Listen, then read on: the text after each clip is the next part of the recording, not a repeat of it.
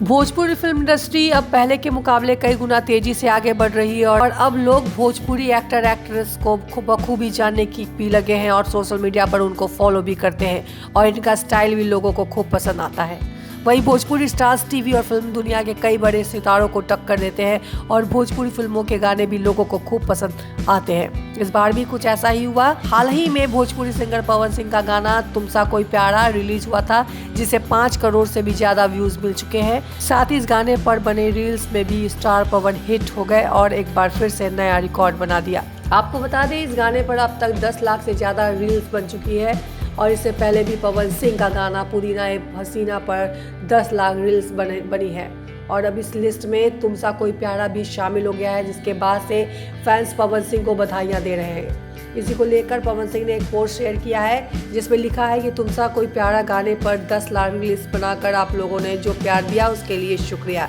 ऐसे ही रील्स बनाते रहे और प्यार आशीर्वाद बरसाते रहे। एक रिपोर्ट के मुताबिक अब तक इस गाने को YouTube पर 55 मिलियन से ज्यादा व्यूज मिल चुके हैं, जो कि अपने आप में एक बड़ी कामयाबी है। इससे साफ जाहिर हो चुका है कि भोजपुरी से ही पवन सिंह का डंका अभी भी बरकरार है, जिसको उन्होंने साबित कर दिया है। वहीं ये भी मालूम पड़ गया कि भोजपुरी फिल्मों के साथ साथ भोजपुरी गाने भी बॉलीवुड फिल्म इंडस्ट्री से पीछे नहीं है।